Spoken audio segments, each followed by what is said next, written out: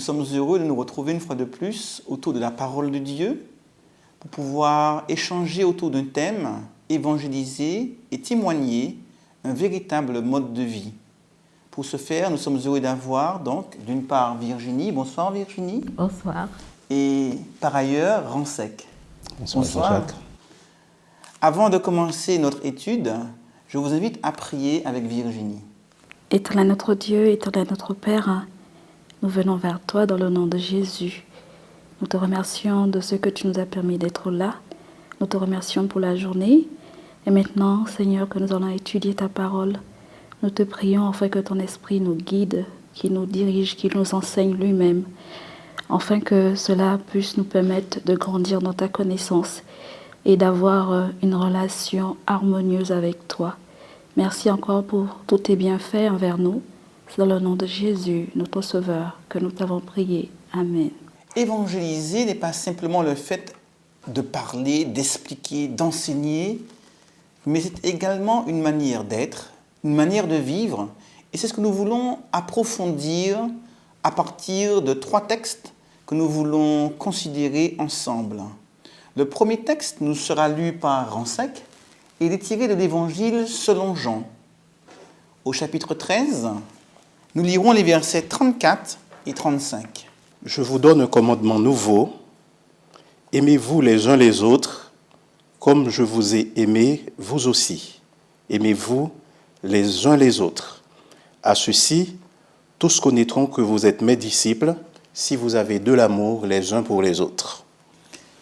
Jésus nous parle d'un commandement qu'il dit être nouveau. Pourquoi Jésus parle-t-il de ce commandement comme étant un commandement nouveau? L'amour est de la Genèse jusqu'à l'Apocalypse omniprésente dans la parole de Dieu. Et alors qu'il parle d'aimer, de manifester l'amour, il en parle comme de commandement nouveau. En quoi est-il nouveau? Les disciples avaient en tête le décalogue, les 10 commandements. Tu ne feras pas, tu ne feras pas. Et Jésus a cité aussi ce texte de Lévitique, si mes souvenirs sont bons, Lévitique 19, aime ton prochain comme toi-même. Et ici, il établit une relation de réciprocité entre les disciples.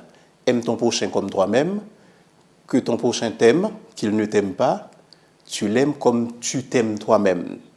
Alors qu'ici, il y a une invitation de réciprocité, les disciples doivent s'engager dans une vraie relation d'amour. C'est-à-dire, lorsque Jean aime Pierre, Pierre aussi aime Jean, donc ils vivent une vie d'amour et cette vie d'amour est un témoignage aux yeux ou auprès de ceux qui ne connaissent pas Dieu. En effet, le contexte de ce passage est celui du lavement des pieds. Jésus va se ceindre les reins et prendre la place d'un serviteur. Et alors que c'est lui le maître, le rabbi, l'enseignant, eh bien, il se mettra à laver les pieds de ses disciples les uns après les autres. Et après avoir lavé les pieds de ses disciples, il leur rappelle le sens de ce qu'il vient de faire. Aimez-vous les uns les autres. Comme je vous ai aimé. Comment Jésus a-t-il aimé les disciples? Voilà, c'est la bonne question. Comment Jésus nous a aimés? Jésus nous a aimés, non seulement les disciples qui étaient avec lui à ce moment-là, il nous a aimés nous, il nous aime nous, à tel point qu'il a donné sa vie pour nous, à tel point que nous pouvons être l'ennemi de Jésus-Christ. C'est pas pour autant qu'il va cesser de nous aimer. Il va continuer à nous aimer tels que nous sommes. Nous pouvons être ses amis, il va aussi nous aimer. Disons que son amour n'est pas limité et son amour n'est pas circonstanciel. Il aime chacun d'entre nous tel que nous sommes. Donc l'on voit ici que cette petite phrase « comme je vous ai aimé » va faire toute la différence et va établir la nouveauté. Ce n'est pas le fait d'aimer simplement, mais le fait d'aimer comme Jésus, lui, a aimé. Il est vrai que dans la Bible, le verbe aimer et le commandement d'aimer a toujours été présent. Mais la référence qui était proposée aux hommes, et Ransec l'a bien souligné, c'était « tu aimeras ton prochain comme toi-même ». Mais il n'est pas toujours évident de s'aimer. Et lorsqu'on parle d'estime de soi, l'on pointe du doigt le fait que beaucoup de personnes ont du mal à s'accepter, à s'aimer. Et si je ne peux pas m'aimer, eh bien, je risque d'avoir du mal à aimer l'autre. Et là, Jésus va montrer maintenant à l'humanité, à l'univers tout entier, une nouvelle référence. La référence n'est plus moi, la référence devient Jésus-Christ. Jésus-Christ qui s'est sacrifié, Jésus-Christ qui s'est donné, Jésus-Christ qui s'est livré et qui devient une nouvelle référence à partir de laquelle l'on va apprendre ce que c'est qu'aimer. Et il donnera ce commandement à ses disciples en leur disant que ce commandement va jouer une fonction particulière. Quelle est cette fonction? J'aimerais quand même dire, Jean-Jacques, avant de passer à la fonction, que Jésus aussi a aimé sans condition et sans exception. Il n'a pas dit « j'aime un tel à condition que » parce que c'est un tel. J'aime parce que j'aime. C'est un principe chez Jésus. Et il invite les disciples à avoir de l'amour principe, c'est-à-dire ne pas considérer l'autre qui est en face pour l'aimer, mais l'aimer simplement à partir de soi-même, parce qu'on ne peut faire autrement que d'aimer l'autre. Que d'aimer l'autre, tout à fait. Merci de ce rappel. Et donc, l'on voit que Jésus va établir le fait d'aimer comme ayant une fonction particulière. Quelle est cette fonction? Je dirais que c'est un principe de vie. Un principe de vie. Et cette fonction, l'amour que nous pourrons avoir les uns vis-à-vis des autres va nous permettre de vivre dans l'unité. Et cette unité va nous permettre de nous inscrire dans l'unité divine. Parce que n'oublions pas la prière que Jésus va faire juste après. Lorsqu'il va dire « Père, je te prie afin qu'il soit un, comme toi tu es un avec moi, afin que tout soit un comme nous sommes un. » Donc ce principe, cet amour doit nous amener à cela. Et cet amour, évidemment, ce n'est pas l'amour dont on a l'habitude d'entendre parler. C'est vrai que, humainement parlant, l'amour, selon la définition divine même du thème, nous est complètement, comment je vais dire, on ne le connaît pas. Disons, c'est quelque chose qui nous est complètement étrange. Parce que comment arriver, nous avons l'habitude, nous, d'aimer celui qui nous aime. Comment arriver à aimer celui qui me déteste? Comment arriver à aimer celui qui me veut du mal? C'est ça l'amour de Dieu, aimer celui qui me veut du mal. C'est-à-dire, c'est une vie de renoncement quotidienne pour le bien de l'autre. Et alors, comment avoir cet amour? Un amour si grand, si extraordinaire. Aimer son prochain, aimer son ennemi, aimer ceux qui nous veulent du mal.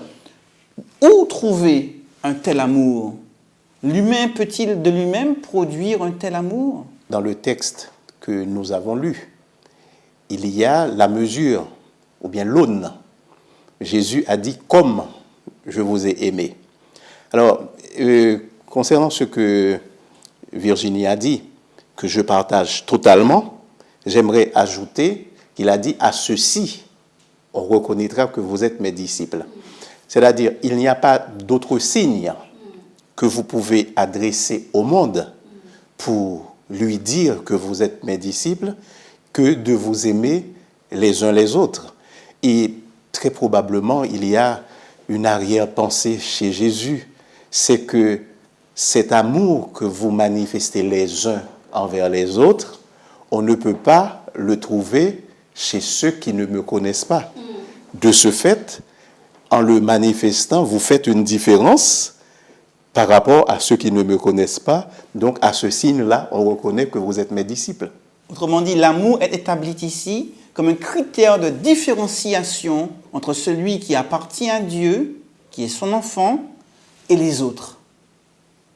Il n'est pas dit si vous allez à l'église, si vous observez tel commandement. Et bizarrement, malgré l'importance des commandements divins, Jésus ne choisit pas de parler d'un ou l'autre des commandements, sinon de celui qui est le commandement sublime résumant l'ensemble des commandements, s'aimer les uns les autres. Seul critère pour reconnaître qui est véritablement le disciple de Christ. Donc témoigner, évangéliser, c'est d'abord être identifié comme enfant de Dieu. Identification qui passe par l'expression de l'amour. Il y a un deuxième texte que nous aimerions lire qui se trouve dans la deuxième épître de Paul aux Corinthiens, au chapitre 3, les versets 2 et 3. Ce passage complète ce que nous venons de voir. 2 Corinthiens au chapitre 3, les versets 2 et 3. C'est vous qui êtes notre lettre, écrite dans notre cœur, connue et lue de tous les hommes. Il est clair que vous êtes une lettre de Christ écrite par notre ministère, non avec de langue, mais avec l'Esprit du Dieu vivant, non sur des tables de pierre, mais sur des tables de chair, sur les cœurs. Paul va ici utiliser une métaphore, une illustration, en disant que les chrétiens sont appelés à être des lettres ouvertes. Peut-on être des lettres fermées? C'est ce qu'il sous-entend. Qu'est-ce que cela pourrait représenter, être une lettre fermée? En fait, c'est une lettre qui ne témoigne pas, dont on ne connaît pas la teneur, donc c'est comme si elle n'était pas écrite, en réalité. Une lettre qui est inaccessible. Inaccessible. Donc ça veut dire être une lettre ouverte, veut dire être accessible à l'autre, accessible à ceux qui nous entourent, à notre prochain, pour pouvoir instaurer un dialogue, une communication. Alors maintenant, si l'on est une lettre ouverte, c'est quelque chose d'intéressant à lire. Oui, justement, la question est de savoir la teneur de cette Le lettre, contenu le de contenu cette de lettre, cette lettre, parce que c'est bien d'être une lettre ouverte, ok, mais pour dire quoi? Quel message cette lettre Contient-elle? Voilà, contient-elle? Quel message? Alors, quel message cette lettre devrait-elle contenir si nous sommes disciples et si nous sommes appelés à témoigner? Comment identifier le message que nous sommes appelés à rendre, à donner à ceux qui nous entourent?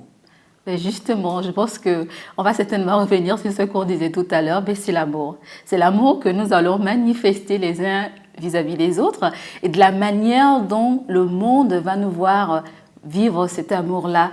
En fait, cet amour, c'est dire que Christ est venu et que Christ étant la source de l'amour et que nous, qui manifestons cet amour, nous les chrétiens, nous avons à manifester également cet amour au monde entier, au monde qui nous entoure, de pouvoir aimer le monde comme Christ l'a aimé, parce que n'oublions pas que la parole de Dieu nous rappelle que nous étions tous ennemis de Dieu, nous étions tous ennemis de Christ. Pourtant, il nous a aimés.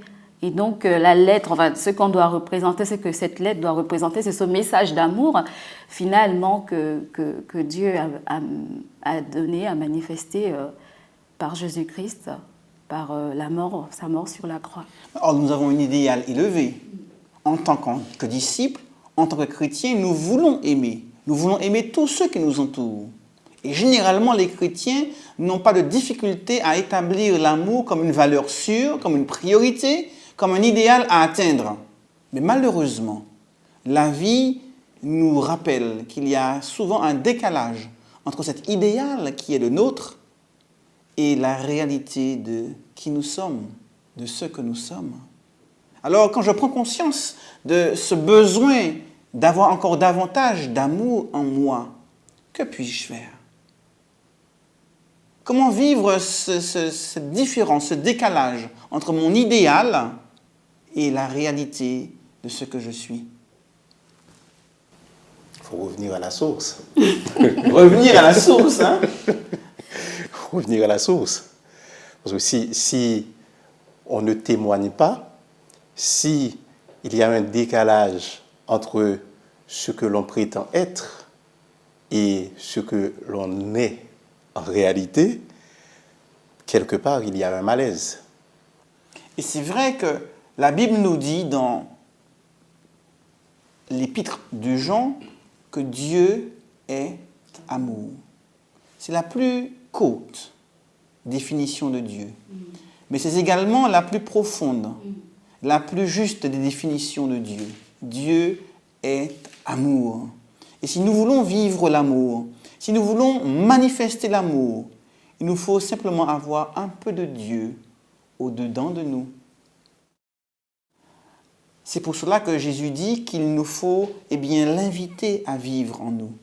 Et Paul disait, si je vis, ce n'est plus moi qui vis, c'est Christ qui vit en moi. Et je crois que la manière la plus sûre, la plus certaine, et la seule manière d'avoir cet amour, c'est de le demander à Dieu et d'aller vers Dieu, qui est justement, comme le disait Ransec, la source de cet amour. D'ailleurs, Paul rappelle souvent dans ses épîtres la nécessité d'aimer et donc d'aller vers Dieu pour qu'il puisse nous remplir de qui il est, de ce qu'il est, de l'amour que lui seul peut donner, afin que nous aussi nous devenions des dispensateurs de l'amour divin. Il y a un troisième texte qui va nous montrer un petit peu comment cet amour se met en place dans la relation avec l'autre. Ce troisième texte est tiré de la première épître de Paul aux Corinthiens, au chapitre 9 et les versets 20 à 22. Avec les Juifs, j'ai été comme Juif, afin de gagner les Juifs. Avec ceux qui sont sous la loi, comme sous la loi, quoique je ne sois pas moi-même sous la loi, afin de gagner ceux qui sont sous la loi. Avec ceux qui sont sans loi, comme sans loi, quoique je ne sois pas sans loi de Dieu, étant sous la loi de Christ, afin de gagner ceux qui sont sans loi. J'ai été faible avec les faibles, afin de gagner les faibles. Je me suis fait tout à tous, afin d'en sauver de toute manière quelques-uns. Je me suis fait tout à tous. Tel était le leitmotiv de Paul, son mode de vie. Qu'est-ce que cela m'apprend sur ma manière d'entrer en relation avec l'autre, d'interagir avec l'autre? C'est s'identifier à l'autre. S'identifier à l'autre, c'est-à-dire voir en cet autre le problème, ce qu'il peut avoir comme problème, essayer de le comprendre, essayer de compatir avec lui, afin de mieux l'aider, afin de l'apporter à l'évangile, parce que l'évangile c'est une bonne nouvelle. Donc il est déjà important, pour que pour que je puisse apporter cet évangile à l'autre, que je puisse connaître son problème, que je puisse connaître son besoin, qu'est-ce qu'il a vraiment besoin, et de pouvoir ainsi mieux l'aider. C'est vrai que notre monde cultive les différences. Les grands, les petits, les riches, les pauvres, les blancs, les noirs, les personnes cultivées et celles qui n'ont pas eu d'éducation. Et nous aimons nous enfermer dans ce club que nous constituons, dans ces catégories socio-professionnelles, ces catégories diverses et variées. Et très rapidement se dressent des murs, des barrières, quelquefois difficilement franchissables, parce que nous sommes contents du monde auquel nous appartenons très souvent, et nous aimons bien rester dans ce petit confort. Et là, Paul nous invite à franchir les murs. Il nous invite à aller au-delà de ce que nous sommes, se faire tout à tous. Comment se faire tout à tous? C'est un texte qui bouscule nos certitudes, qui bouscule nos positions fermes et sur lesquelles nous aimons à camper. Nous voulons que les autres s'adaptent à notre façon de comprendre les choses, même si dans la finalité, ce doit être le cas. Mais nous ne voulons pas faire l'effort déjà de comprendre leur manière de fonctionner.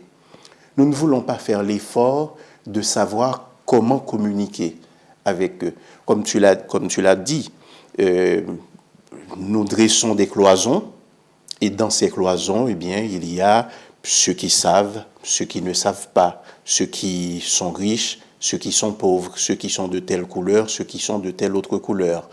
Et nous voulons surtout avoir des gens qui sont de ce groupe auquel nous appartenons. C'est-à-dire, nous voulons faire communauté. Et Paul a dit, pour la prédication de l'Évangile, il a, au prime abord, refusé de faire communauté. C'est-à-dire, il a été faible, il s'est fait faible avec les faibles, et puis il s'est fait sans loi au scandale, avec les sans loi, parce que ce qui était important à ses yeux, c'était la prédication de l'Évangile. C'était sa priorité. Et nous, aujourd'hui, nous avons besoin de faire de la prédication de l'Évangile notre priorité et de nous asseoir dans la boue, s'il le faut, avec nos beaux costumes, à côté de ceux qui sont assis dans la boue. De toute manière, nous n'allons pas garder ces costumes indéfiniment, nous les changerons, mais nous aurons donné, nous aurons partagé l'Évangile avec ceux qui sont dans la boue. Donc c'est en ce sens que je dis que c'est un texte qui bouscule et c'est un texte qui mérite réflexion. J'aimerais aussi ajouter que Paul, en réalité, il ne dit rien de nouveau. Il a peut-être mis des mots sur l'attitude de Jésus-Christ, parce que c'était ça la méthode de Jésus-Christ. Jésus-Christ s'est fait tout en tous. Il a été avec des gens qu'on considérait à son époque de mauvaise vie pour les aider. Il arrivait à identifier leurs problèmes. Il arrivait à les aider ainsi. C'est comme ça qu'il arrivait à gagner leur cœur, à leur donner de l'amour. Et c'est la même méthode que Paul utilise. Mais il y a quand même un mais. C'est vrai que je dois m'identifier à l'autre pour l'amener à Christ, pour l'amener à l'Évangile, mais pas à n'importe quel prix. Parce que là aussi, il ne faut pas non plus que, à vouloir amener l'autre à l'Évangile, que je me perde aussi.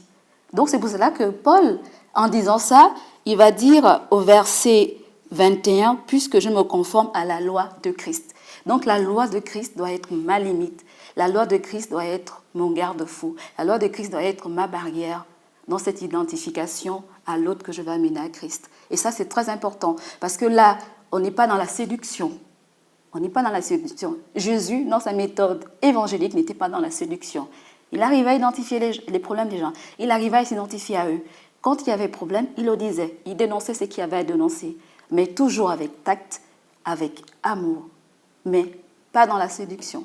Oui, en fait, Paul ne s'est pas présenté comme quelqu'un qui se moule dans le creuset des autres. Il se présente comme étant quelqu'un qui se met à leur niveau, simplement, pour la prédication de l'Évangile. Et moi, quand j'étais un jeune homme, et il y a... Tu l'es toujours. Oui, quand j'étais un jeune homme. Alors, il y a une question qui était parfois en débat dans le milieu et adventiste où j'ai grandi. Était-il possible à un homme de rentrer dans un lieu où il y a des prostituées pour aller prêcher l'Évangile? C'est-à-dire, ce qu'il y avait derrière cette question, est-ce que si on était vu, oui. Quel témoignage aurait pu... Cela ne risquerait pas de produire l'effet contraire. En d'autres termes, est-ce qu'on dit il est préférable que ma réputation soit sauve, mais que ces gens-là ne soient pas sauvés? Voilà. Donc, c'est toute la question. Et je suis d'accord avec toi et je partage ton point de vue. Et ce que nous dit le texte, eh bien, c'est que Jésus est resté Jésus en se faisant totados. Voilà. Paul est resté Paul en se faisant totados. Et nous, eh bien, nous avons besoin de la force de Dieu pour rester nous-mêmes en nous faisant aussi tout à tous. Ça veut dire qu'en se faisant tout à tous, il y a des limites de manière à pouvoir rester fidèle à nos valeurs, à nos convictions, même si l'on veut tendre la main vers l'autre. Mais il y a un élément important qu'il faudrait souligner lorsqu'on parle de se faire tout à tous, eh bien, c'est le fait que pour pouvoir aller vers l'autre, comprendre l'autre il faut d'abord se mettre à l'écoute de l'autre. Si je veux comprendre sa culture, son environnement, son mode de fonctionnement, je dois d'abord me mettre à son écoute. Et lorsqu'on parle d'évangéliser, en général, on parle de proclamation. Et celui qui veut évangéliser, c'est parce qu'il a quelque chose à dire, un message à transmettre. Et on est tellement poussé par le zèle de l'évangile, eh bien qu'on va vers l'autre pour lui donner quelque chose. Et ce texte nous rappelle qu'avant de donner, il faut être capable d'écouter pour comprendre quels sont les besoins, quelles sont les attentes de ceux que nous voulons évangéliser. Et avant de vouloir à tout prix convaincre et transmettre un message, Jésus savait prendre le temps pour comprendre l'autre dans sa douleur, dans sa souffrance, dans ses besoins. Et c'est dans la mesure où il a su se mettre à l'écoute de l'autre qu'il a su les comprendre pour ensuite leur transmettre l'évangile et le message d'amour qui était le sien.